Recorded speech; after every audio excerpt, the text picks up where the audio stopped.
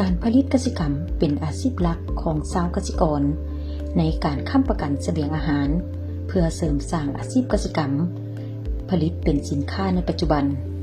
ที่มีการตลาดเปิดกว้างในการสร้างอาชีพสร้างรายรับบ่ว่าจะเป็นการปลูกฝังการเลี้ยงสัตว์ติดพันกับเงื่อนไขสภาพพื้นที่ความเห็นดีเห็นพร้อมของครอบครัวและความรู้มันความอดทนบวกกับการนำใช้เทคนิควิชาการให้สอดคล้องกับสภาพการเปลี่ยนแปลงของสภาพดินฟ้าอากาศและการปฏิบัติตัวจริงจึงจะประสบผลสำเร็จดังครอบครัวฐานในยางประชาชนบ้านน้ำกะเมืองผาไซแขวงเชียงขวางเป็นครอบครัวหนึ่งที่เฮ็ดอาชีพเกษตรกรรมในระยะผ่านมาครอบครัวของเราแม่นได้ปลูกสาลีหัวดุกเดือปลูกหลายแต่ผลได้หับผัดน้อยเนื่องจากราคาต่ำเฮ็ดให้บ่กุ้มกินและครอบครัวก็ยังทุกข์ยากมาในปี 2023 อำนาจการปกครองบ้านห้องการเกษตรกรรมและสิ่งแวดล้อมเมืองแผนกเกษตรกรรมและสิ่งแวดล้อมแขวงได้สมทบกับกรมส่งเสริมเกษตรกรรมและสหกรณ์ก็คือโครงการบริการส่งเสริมเกษตรกรรมรอบด้านได้นำเอากิจกรรมส่งเสริม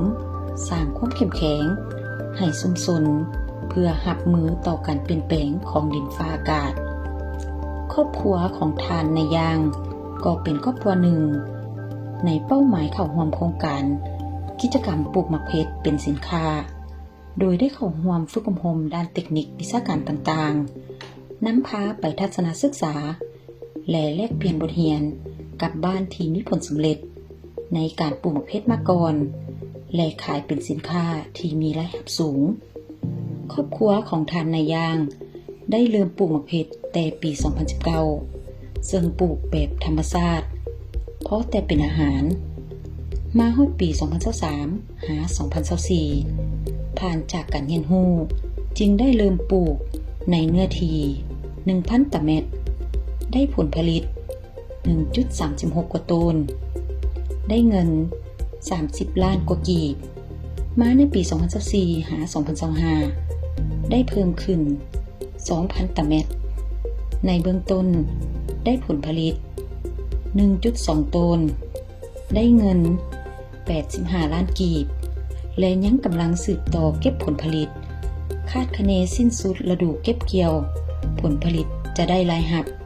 100 กว่าล้านกีบครอบครัวปลูกหมากเพชรปี 2023 หา 2024 มี5 ครอบครัวเข้าร่วมกิจกรรมเรียนรู้ร่วมกันเห็นว่ามีประสิทธิผลมาในปี 2024 หา 2025 ได้เพิ่มขึ้น 40 ครอบครัวภายในบ้านแต่ก่อนก็คือเขาก็มาแนะนำให้ปลูกสลีพันธุ์แต่เขาก็ปลูกสลีพันธุ์แล้วก็ปลูกมันสักคนแล้วมันสักคนก็บ่ได้ราคาก็บ่ได้เงินสลีก็บ่ได้ราคาสูงแล้วก็บ่ได้สั่นได้แล้วก็ยกเลิกบ่ปลูกละสลีกับมันสักคนนะแล้วเขาจึงเลือกมาปลูกมาเพชรก็คือว่าได้เงินดีถ้าบิดปูนี่ก็น้อยๆเดียวนะปูเพราะว่าปีหนึ่งได้10 ล้านนี้ต่อปีนี่ก็บอกได้คะแนนว่าดินนี้จีเป็นจักพันก็ยังบอกคะแนนก็บอกไล่ว่าดินไล่หรือน้อยแต่ไล่เงินนี้มือปีทำอีกนี่ก็ได้ประมาณ10 ล้านปีต่อมาก็เอ็ดไหลน้อยนึงมาแล้วก็คือว่าปี 2024 นี่ก็ได้แต่ 2023 2024 นี่ก็ได้แต่เสาไปล้านปี 2023 นี่ก็มีทางภาครัฐภาคอนุรักษ์นี่เขาก็มาโครงการอนุรักษ์นี่เขาก็มาแนะนำแล้วเขาก็พาไปทอดถอนเอาบทเรียนนำพี่น้องบรรพตเอาความรู้นำเขาว่าฉีดยาใส่ฝุ่นนี่หรือแล้วปีนี้เราจึงมาปลูกไหลสามนี้แต่มือเก็บทำอิฐมาปัจจุบันนี้เราก็ประมาณ100 หมื่นนี่แหละการปลูกเพชรเริ่มต้นแม่นต้องได้เกี่ยมแนวพันธุ์ลงใส่ดินที่เฮาเกี่ยมไว้และต้องได้บำบัดรักษาประมาณ 3-4 อาทิตย์แล้วจึงนำไปปลูก วิธีการปลูกเฮาต้องขุดขุมลึกประมาณ 15-20 เซนติเมตรปลูกห่างกันประมาณ 40-50 เซนติเมตรภายหลังปลูกแล้วให้รดน้ำ 1-2 เทื่อต่อมือพร้อมกับการบำบัดรักษาใส่ฝุ่นใส่ปุ๋ยอย่างเป็นประจำภายหลังปลูกได้ประมาณ 75-90 มื้อต้นมะเพ็ดก็เริ่มให้มากเฮาสามารถเก็บผลผลิตได้ตลอดการปลูกมะเพ็ดถ้าเฮาใส่ใจบำบัดรักษาอย่างเป็นประจำก็จะสามารถเก็บผลผลิตได้ยาวนานประมาณ1 ปีซึ่งสามารถสร้างรายรับได้เป็นอย่างดีข้าพเจ้าก็เริ่มปลูกมะเพ็ดแต่ปี 2019 เนาะแต่ว่า 3-4 ปีภายหลังมาแล้วก็มีแต่เรื่องมะเพ็ดเน่าแล้วปี 2023 นี้ทางบ้านเฮาเนี่ยก็ได้แนะนำให้ทางโครงการเมืองโครงการอนุรักษ์นี้มาแก้ไขช่วยให้พวกเขาเรื่องการป้องกันมะเพ็ดเน่าและเพิ่นก็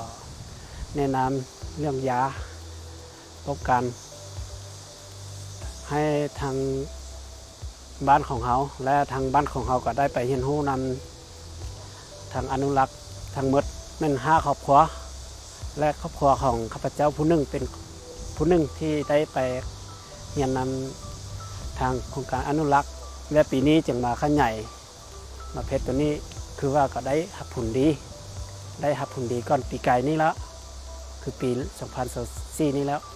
ปีนี้ก็แม่นเฮาเริ่มพัฒนาก็ได้หับผลดีแล้วก็ขั้นใหญ่ได้หลายละก่อนย้อนว่ามีทางโครงการอนุรักษ์มาแนะนำแก้ไขช่วยโครงการบริการส่งเสริมเกษตรกรรมรอบด้านก็เป็นหนึ่งในหลายๆโครงการที่เฮ็ดหน้าที่ในการสุขยุส่งเสริมในหลายๆด้านโดยเฉพาะกลุ่มเป้าหมายที่จะเป็นสหกรณ์หนุ่มที่มีพื้นฐานในการผลิตเกษตรกรรมเป็นสินค้าเพื่อเป็นการสร้างแนวทางและส่งเสริมการผลิตให้กลายเป็นสินค้าสร้างรายรับที่มั่นคงหันเอาการผลิตเกษตรกรรมแบบอาศัยธรรมชาติเป็นหลักให้มาปลูกฝังและเลี้ยงสัตว์แบบมีจุดสูงมีเทคนิควิทยาศาสตร์มีผลตอบแทนสูงเฮ็ดให้มีรายรับมั่นคงและยืนยงสามารถพัฒนาครอบครัวให้หลุดพ้นออกจากความทุกข์ยากได้เทื่อละก้าวเรื่องการปลูกมะเพ็ดนี่ก็ได้รับผลดีคือพันมาได้รับปีพันมาได้เงินก็แม่นมาส่งเสริมลูกไปโรงเรียนคือข้าพเจ้าก็เป็นครอบครัวนึงเป็นครอบครัวทุกอย่างแต่หลังจากปลูกมะเพ็ดมานี่ก็พอได้เงินมาส่งเสริมลูกไปโรงเรียนได้ก็ได้ซื้องัวซื้อควายมาเลี้ยงแล้วก็ซื้อรถจักรขี่ได้คือว่าเอ็ดมะเพ็ดตัวนี้ก็ได้รายรับดีก็พอแก้ไขครอบครัวที่เป็นออกจากครอบครัวทุกอย่างแล้วปัจจุบันนี้ก็มะเพ็ดตัวนี้ก็เป็นอาชีพเฮาละปัจจุบันนี้แต่ละปีต่อหน้านี้ไปหรือว่าต้นนี้ไปก็ที่ป่าบ่ได้ละส่วนมะเพ็ดนี่นะที่เป็นอาชีพเฮานี่แหละคันป่าแต่ส่วนมะเพ็ดเฮานี่แล้วก็บ่มีเนี่ยมาทำเอ็ดเป็นกิจกรรมขายละที่ข้าพเจ้าจะเสนอในนี้เนาะที่ให้งานของข้าพเจ้าก่อนน้อยคนและอยากเสนอว่าจะขอทางโครงการอนุรักษ์ช่วยท่อน้ำนั้นและอย่าขอให้ทางโครงการอนุรักษ์ช่วยเครื่องจักรฉีดยาสมุนไพรตอนนั้นเครื่องจักรตัวนึงและก็อย่าให้ทางโครงการช่วยข้าพเจ้าไปฝึกอบรมหรือว่าไปเรียนความรู้เพิ่มเติมเรื่องการปลูกฝัง